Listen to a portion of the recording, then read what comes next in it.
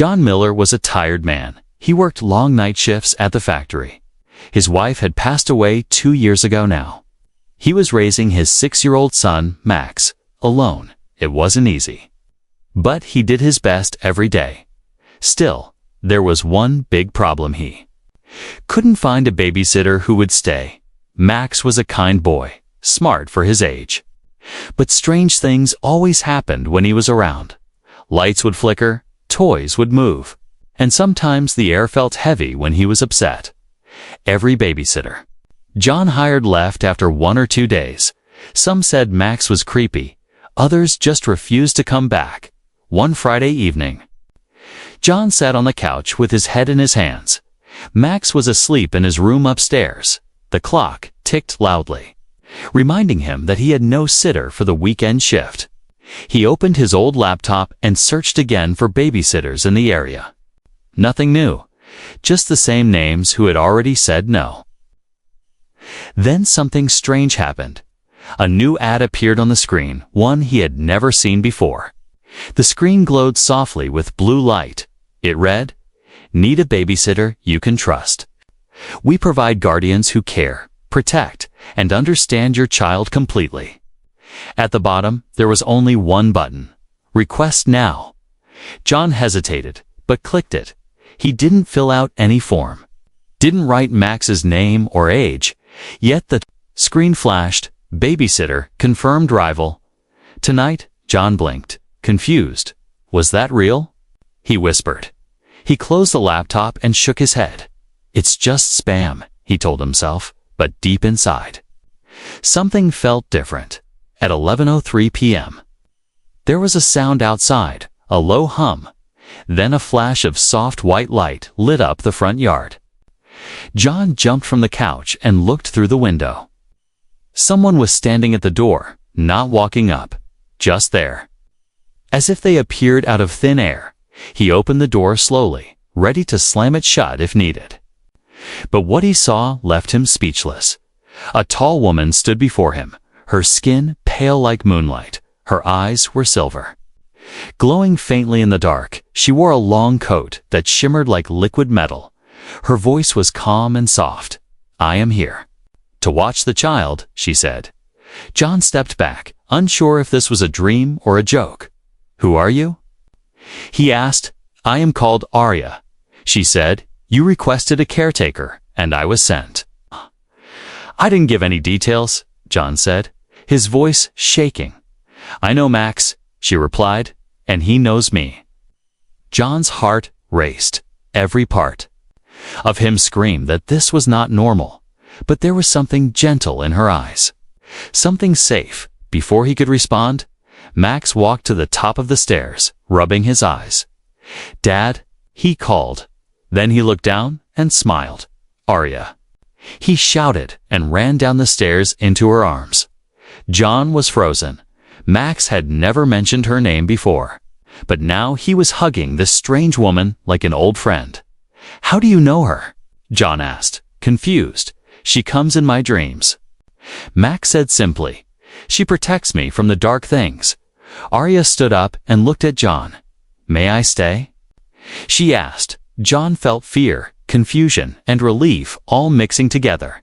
He slowly nodded, but as he did, he turned to the corner of the living room. The light bulb in the lamp flickered twice, then went out. That night, John couldn't sleep. He set up a small hidden camera in the hallway. He wanted to watch her just in case. As he watched the screen, he saw Arya walk past the hallway mirror, but her reflection wasn't there. Later, she sat beside Max's bed, humming a song he had never heard. A soft glow covered the room, and small shapes moved in the air like floating stars. Max slept peacefully, but John felt more questions than answers. Who was she? Where did she come from? And why did Max trust her more than anyone else? The next morning, Max woke up smiling. He said he had the best dream. Arya was gone, but she had left a silver pendant on Max's nightstand. John picked it up, which was warm to the touch and pulsing gently, like a heartbeat. And on that morning, for the first time in months, Max's eyes glowed just for a second. John saw it, but said nothing. He knew his world had changed forever. John didn't tell anyone about the silver-eyed woman who had arrived from nowhere. He didn't know what to say. If he told the truth, they would call him crazy. But how could he ignore what he saw with his own eyes? Max hugging an alien babysitter, a glowing pendant that felt alive. And that tiny flash in Max's eyes like stars behind his pupils. Arya hadn't come back since that night. But John could feel something had changed. Max was calmer now, happier. He didn't ask about his mom anymore. He didn't cry at night. He spoke less, but when he did, his words felt older, wiser. 3 days passed. John kept checking the hallway camera every night. Nothing strange at first. Then, on the third night, the screen glitched, just for a second. He paused the video, rewound it. There it was, again, an outline of something tall and dark, moving near Max's room. But the moment Arya stepped into frame, the shape vanished, like smoke blown away by wind. John stared at the screen, his mouth dry. Something was coming for Max, and Arya was the only one keeping it away. The next day, Max sat at the kitchen table, building something strange with Legos. It wasn't a house or a robot. No, it was a perfect sphere. Floating an inch above the table, John blinked twice. Not believing it. "Max, how are you doing that?" he asked. Max just smiled. "Arya taught me," he said. "She says I can control little things now, but later I'll control big things too." John sat down, feeling a headache coming. This wasn't just babysitting anymore. This was something deeper, something cosmic. "Max," he said gently, "where is Arya now?" "She watches from the sky," Max said, without looking up. "She come back when the Dark Ones return." John felt a chill down his spine. He remembered the figure in the camera glitch. "Who are the Dark Ones?" he asked. Max looked up, and for a moment his expression didn't belong to a 6-year-old boy. "They don't like light," Max said. "They don't like me either." That night, John stayed awake. He sat in the living room with a flashlight, a baseball bat, and the pendant in his pocket. At exactly 2:17 a.m., the lights in the house flickered. The clock froze. The air went cold. Then he heard something dragging across the floor upstairs. He rushed up the stairs, heart pounding. The hallway was dark, but Max's room glowed. With soft blue light inside, Arya stood beside Max's bed, her eyes glowing brighter than ever. In front of her, a shadow figure hovered, a shape with long arms and no face. It hissed, a sharp sound like metal tearing, but Arya raised her hand, and the air shook. The shadow screamed and disappeared like ash in the wind. Max stayed asleep the whole time, a peaceful smile on his face. John stood at the doorway, frozen. Arya turned to him, her face calm but serious. "They're coming more often now," she said. "His signal is growing." "What is he?" John asked, voice shaking. "He is a bridge," Arya said. "Between your kind and something greater." John took a step inside. "I don't care what he is," he said. "I just want him safe. You alone can't protect him." She replied, "I'm his father," John said. "That's enough for me." Arya looked at him, and for the first time there was something like respect in her eyes. "You are brave for a human," she said, "but soon you'll need to choose between keeping him hidden and nor letting him become what he is meant to be." Before he could ask what that meant, she vanished, not walked away, not flew, just vanished into thin air.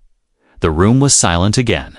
John sat beside Max and held his small hand. It was warm, strong. Too strong for a 6-year-old. Later that week, John tried to return to normal life. But nothing felt normal anymore. He watched the skies, locked the windows, checked the cameras. Max kept building strange floating shapes, and every night, when he thought John wasn't looking, he talked to the pendant. One evening, Max came to John with a serious face. "Dad," he said. "Arya says the Zurok are watching now. Who are they?" John asked. "They're not like the Dark Ones," Max said. "They don't hide in the shadows." He paused, then whispered, "They wear human faces." John stared at his son. Not just his son, something more. He realized the quiet, peaceful life they had was gone, and the galaxy was already knocking at their door. John didn't want to believe it. He wanted Max to be normal, to live a quiet life, go to school, make friends, and grow up safe. But everything was changing too fast, too strange, too far from Earth's rules. After the second visit from Arya and the warning about the Zurok, John knew it was time for answers. Real answers, not dreams, not riddles. Truth, one cold night. After Max had gone to bed, John stood outside in the backyard. He held the silver pendant in his hand.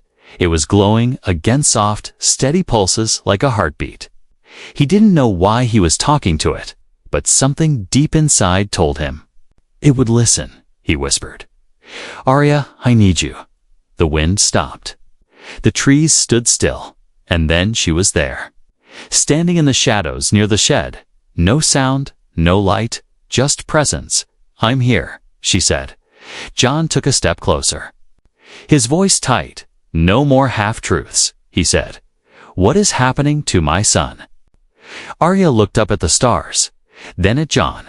"He's waking up," she said. "Waking up into what?" John asked. "The universe," she replied, "and all its rules." They sat together by the old bench, the moonlight casting silver shadows. On the grass, Arya spoke slowly, gently. "Your son is what we call signaled," she said. "Some human children are born with a light inside them, a frequency that calls out beyond your planet. It's rare," she added, "1 in a billion." John listened without speaking. Every word felt heavy.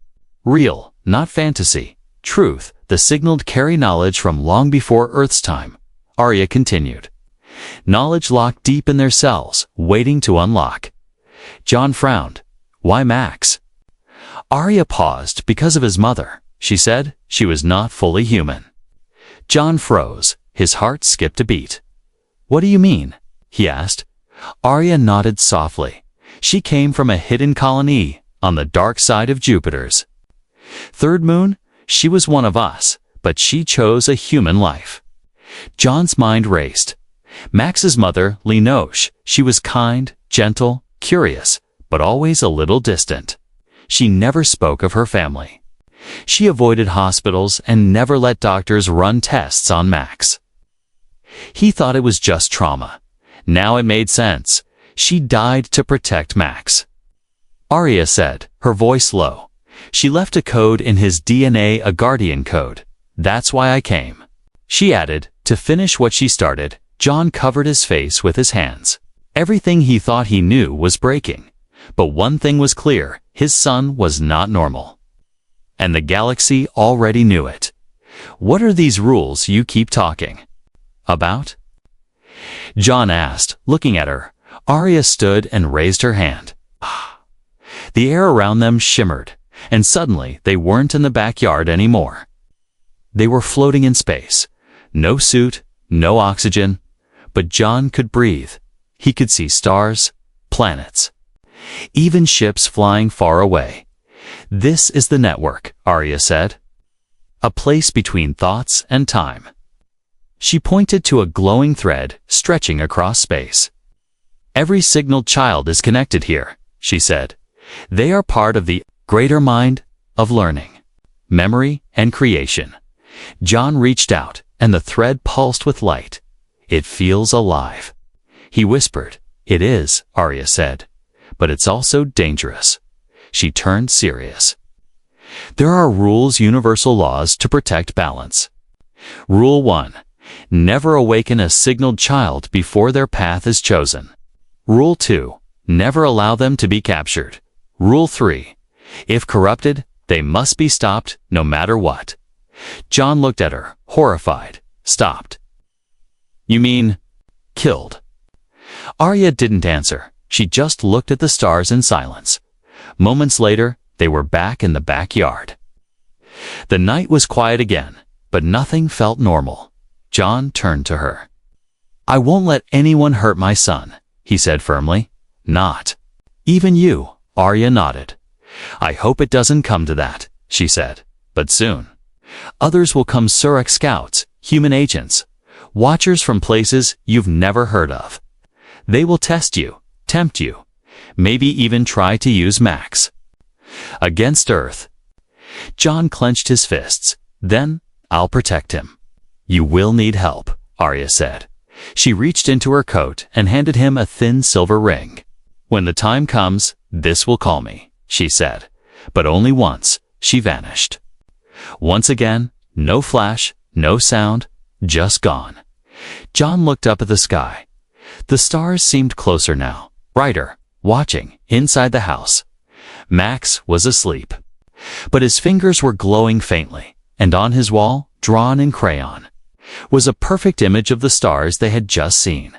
Asterisk, the wind was still. The air smelled like rain. John sat on the porch, watching the clouds roll across the sky. He hadn't slept much since Arya told him the truth. Every night he checked on Max 3 times. Every morning he watched the news for anything unusual, strange lights, missing people, power surges. So far, everything was quiet. Too quiet. Max had changed. He was smiling more, yes, but he was also distant. He would stand at the window for hours, looking at the sky. Sometimes he spoke to himself in a strange language John didn't recognize. One night he drew a circle on the floor using salt and silver coins. When John asked about it, Max simply said, "It keeps the Zurok away."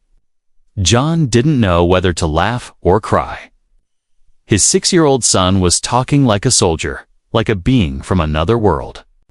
And maybe, just maybe, that's what he was becoming, a week after Araya's last visit. Everything changed. It started with a noise, a deep hum that shook the windows. John jumped out of bed, heart pounding. He rushed to Max's room, but it was empty. The window was open. The wind blew the curtains like flags. "Max!" John shouted, his voice raw. No answer. Then he saw it. A dark circle burned into the grass outside. In the middle of it, Max's pendant. Broken in half, John fell to his knees. They had taken him, the Zurok. He didn't waste time. He ran to the shed, threw everything aside, and pulled up the floorboards. Arya had once touched this place and said, "When the time comes, follow the light, now." Beneath the boards, something pulsed bright and blue. He reached down and touched it. The ground shook. A silver platform rose slowly from the earth. It opened like a flower, revealing a small, sleek ship hidden below. The inside was silent, waiting. John stepped in without fear. He didn't understand how it worked, but the ship seemed to know him. It lit up, came alive, and closed behind him. He sat in the center, and the pendant pieces in his pocket glowed softly. The ship responded. A map appeared in the Airstar's paths, and one red dot blinking far away. That was where Max had been taken. John gritted his teeth. He was going to get his son back, no matter what. The ship lifted from the ground without a sound. It shot into the night sky like a ghost, vanishing into the clouds. John didn't know how much time passed. He saw stars pass by, planets too. His hands stayed on the controls, guided only by instinct and emotion. Then, finally, the ship slowed down. In front of him floated a dark moon, cracked and cold, a prison station hidden in its shadow. He landed quietly. No alarms, no welcome, just silence. The air was thin but breathable. He stepped out with the pendant in his hand like a weapon. The walls of the station hummed with strange energy. Symbols glowed on the floor. Doors opened without a sound. Then he saw them to Zurok soldiers, tall and covered in smooth armor. They didn't speak. They just moved forward, fast and silent. John ran, heart racing. He ducked into a side room and slammed the door. Inside, he saw a human man sitting in a chair, calm and smiling. "You made it," the man said. "Who are you?" John asked. "My name's Agent Keel," he said. "I work with the Zurok." John backed up. Why would a human work with them? Keel laughed softly. "Because Earth is weak," he said, "and your son is dangerous." John raised the pendant. Keel didn't flinch. "I'm offering you a deal," he said. "Leave Max here, let us train him, and Earth stays safe. You get to go home. No war, no invasion." John shook his head. "Not a chance," he said. "He's my son." Keel's smile faded. "Then you're a fool," he said. "You're bringing war to your doorstep." John turned to leave, but as he opened the next door, alarms blared. They knew he was here. He had to move fast. In the next chamber, he found Max floating inside a crystal sphere. Unconscious, glowing softly, John ran to him and touched the crystal. It was warm, it pulsed like a heart. Suddenly, Max opened his eyes. They were filled with light. "Dad?" he said. John smiled through tears. "I'm here, buddy." But the room shook. More Zurok were coming. Then, without warning, Max raised his hand. The crystal cracked, then exploded in light. Time seemed to stop. Everything around them froze. Even the alarms paused in mid-sound. Max floated down to the ground and took John's hand. "We need to go," he said. "Now?" The light faded slowly. The crystal chamber was gone. The room around them stood frozen in time, like a paused video. Max held John's hand tightly. His small fingers glowed with the same light John had seen before. But this time, Max looked different, stronger, like he was still a child, but also something else, something ancient. John took a deep breath. "What did you do?" he whispered. "I stopped time for a little while," Max said calmly. "Arya showed me how." The stillness was strange. The Zurok guards outside the door were frozen in mid-step. Even the lights in the hallway had stopped flickering. "We can't stay long," Max said. "The pause won't last." John nodded. "Let's get out of here." They moved quickly. Max led the way through the halls of the station like he had been there before. Doors opened for him without touch. Machines turned off when he passed. It was like the entire station recognized him, but not everything was frozen. As they turned a corner, a figure stepped out, moving freely. It was Agent Keel, the human who had offered John a deal. He was smiling again, but his eyes were cold. "Well done," Keel said. "You've awakened him." John stepped in front of Max. "Stay away," he warned. Keel raised his hand slowly. "I'm not here to fight," he said. "I just want to talk before it's too late." "You're working with the Zurok," John said. "You want to use Max?" Keel shook his head. "No, I want to save Earth," he said. "Let me explain." Max stared at Keel with glowing eyes. Keel continued. "The Zurok believe that signaled children are too dangerous to live. They fear another collapse, when a child unlocks their full powers and destroyed 3 worlds. John frowned. "I won't let them hurt Max," he said. Keel looked directly at Max. "You're different," he said, "more stable, more aware. But the Zurok won't care. They only see danger." John grabbed Max's hand. "We're leaving," he said. Keel stepped aside. "You can try," he said. "But there's something you need to know." He pulled out a small device and tapped it. A projection lit up the wall. It showed Arya chained inside a Zurok cell. Her glowed dim and fading. "She tried to stop them," Keel said, "but they caught her." Max gasped. "They have Arya?" Keel nodded. "She bought you time," he said. "But now she's dying." John's fists clenched. He didn't know what to believe anymore. Keel stepped closer. "Help me free her," he said. "Then we leave together, away from the Zurok." Away from Earth, Max looked at his father. His voice was soft. "Dad, he's telling the truth." John nodded slowly. "Then let's do it." They followed Keel deeper into the station. The deeper they went, the darker it became. The lights flickered like candle flames. Symbols on the walls glowed faintly. Surak language Max could somehow read. He whispered them aloud as they walked. John noticed that doors opened quicker when Max spoke. Finally, they reached a locked chamber. Keel tapped the wall, and it opened with a hiss. Inside, Arya was floating inside a containment field. Her silver eyes were closed. Her glow was barely visible. Max rushed forward. "Arya!" he shouted. Her eyes opened slowly. "Max," she whispered. "You're awake." John stepped beside them. "How do we get her out?" Keel handed Max the device. "Touch it to the field," he said. "Only he can unlock it." Max pressed the device gently. A bright flash filled the room. The field shattered like glass. And Arya fell forward. John caught her in his arms. She was light, like air.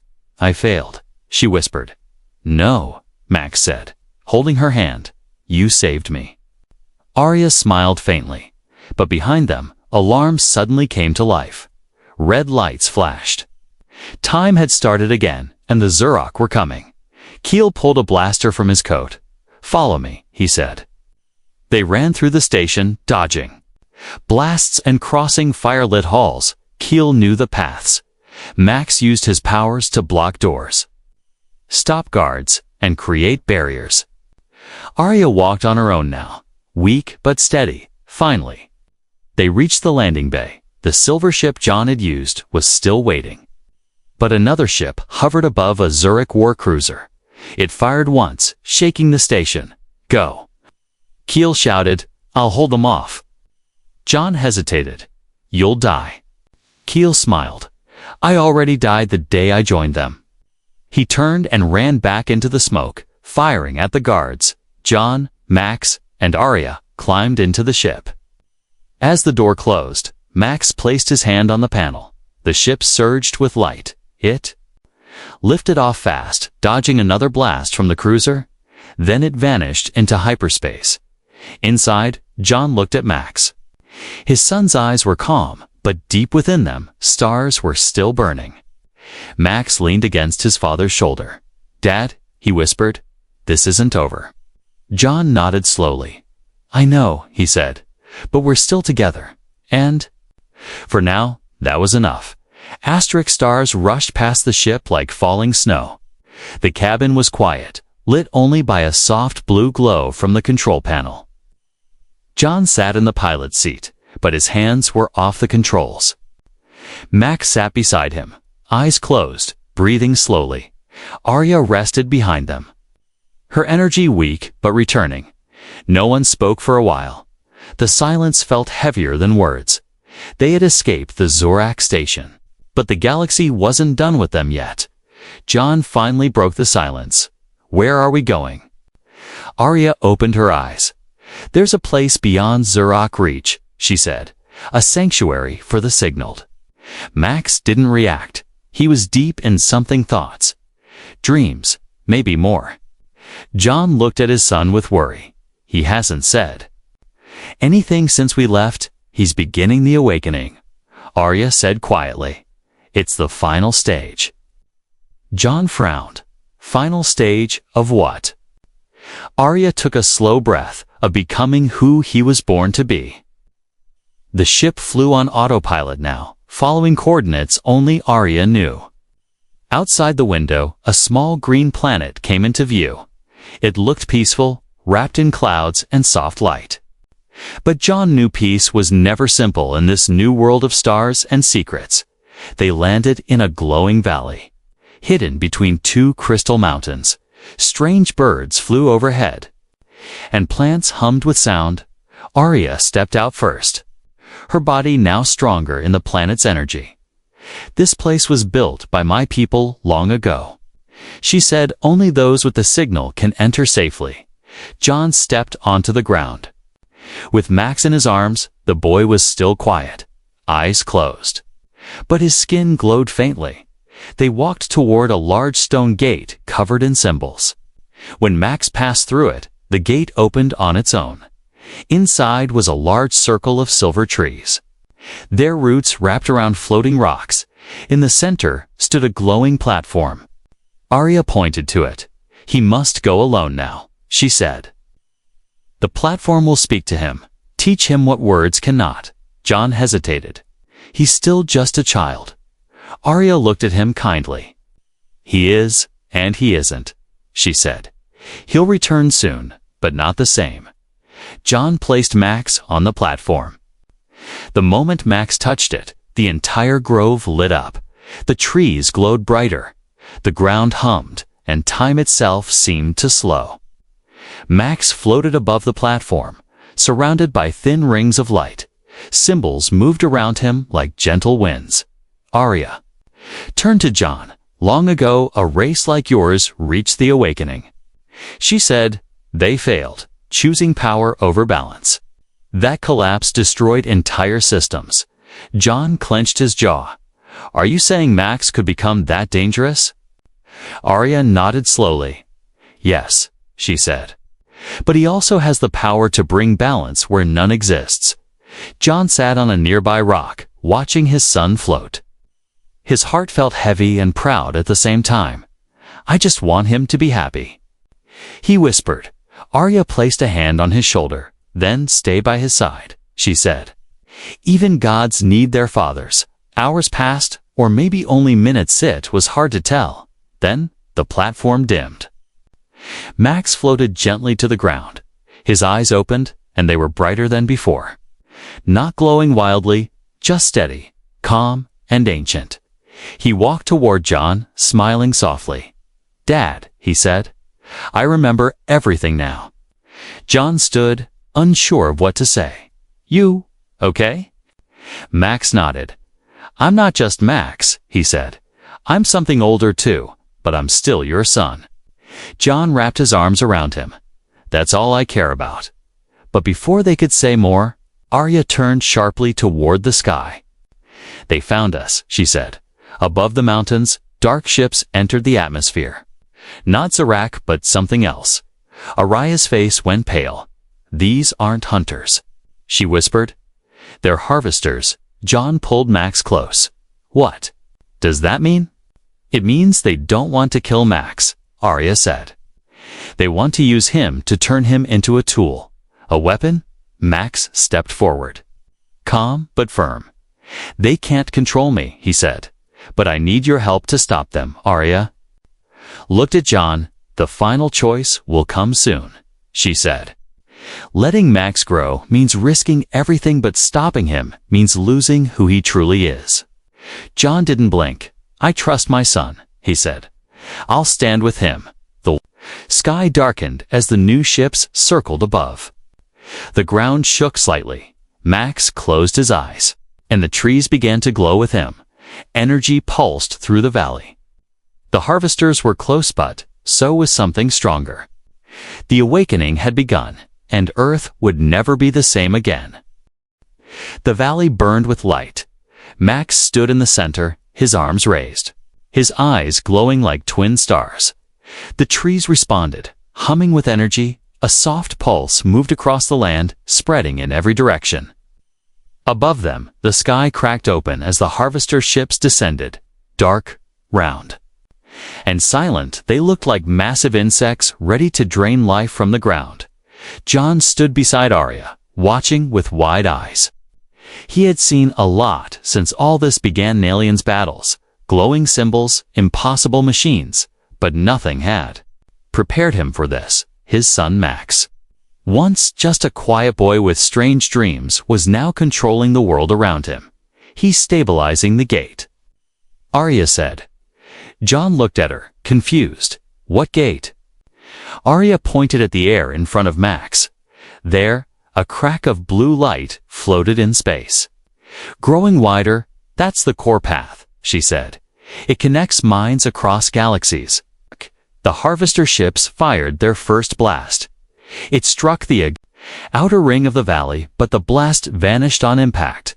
Max had created a shield. Invisible but unbreakable, he didn't move, didn't flinch, but his voice echoed through the grove. "They feed on fear," he said. "They will not find it here." Arya turned to John. "Most signaled children fall apart during awakening." She said, "The power breaks them." "But Max," she paused, "he's balancing it." John stared at his son. "He's still just a kid," he whispered. Arya shook her head. "No," she said softly. "He's a bridge now. More." Harvester ships came down. This time they landed, opening slowly. From them stepped tall creatures, their skin like polished bone. They didn't speak, they moved silently toward the grove. Each step made the ground tremble. Arya moved forward. Forming a shield of light in her hands, John followed her, holding a piece of shattered pendant like a blade, but Max raised his hand. "No," he said, "let me talk." He walked to the edge of the grove. Alone, the harvester leader stepped forward, tilting its head. Then it spoke not with words, but with pressure. The air thickened, like a storm was pushing through Max's mind. But Max didn't back down. "You want to use the gate?" Max said. "You want to harvest the minds connected to it?" The creature said nothing, but the pressure grew stronger. Max's feet dug into the dirt. He shouted, "You will not use me." A shockwave burst from him, knocking the creatures back. Some fell. Others vanished in black smoke. The leader stood again. Slower this time. "You are powerful." It finally spoke in a cold, hissing voice, but so young. Max narrowed his eyes. "You fear what I might become." The leader nodded. "Yes." It said, "And so does your planet." John stepped beside Max. "My planet?" he asked. The creature turned to him. "Earth already knows," it hissed. "Governments, labs, hidden groups, they've seen the signs. They know your son is no longer one of you." Arya moved beside them. "They'll come for him," she said. "Humans always fear what they don't understand." John looked at his son. Max didn't look afraid. He looked ready. "I don't want war," Max said. "I want peace. But I won't be a weapon, not for them, not for anyone." The harvester leader stepped back. For the first time, it looked uncertain. Then it vanished. Along with the rest, the sky cleared. The valley grew quiet again. Max turned toward the gate. "It's still open," he said. Arya walked to his side. "You can close it," she said, "or you can step through." John walked slowly forward. "What's on the other side?" "Everything," Arya said. "Knowledge, danger, wonder, things Earth isn't ready for." Max turned to his father. "I can't stay hidden forever," he said. John nodded. "I know," he said, "but you won't go alone." Arya looked surprised. "You'd follow him through the gate." "I'm his dad," John said, "and this is what dads do." Max smiled, truly smiled for a moment. He looked like the boy who once built Lego towers in the kitchen. Then he held out his hand. John took it without hesitation. Together, they stepped onto the platform. The gate pulsed, shimmered, then swallowed them in light. Arya followed behind, her cloak trailing silver sparks, and in that moment, the valley fell still. The trees stopped glowing. The air quieted, but above Earth, something had changed. Back on the planet, somewhere in a dark control room, human agents watched the event. Satellite images, energy scans, soundless footage of Max's awakening played on repeat. A red light blinked on a panel. A voice said, "He's gone but not lost." Another replied, "Prepare for contact." Because the boy they once called Max wasn't just Earth's child anymore. He was part of something bigger now, and someday he would return, not as a secret, not as a weapon, but as a force the whole galaxy would remember.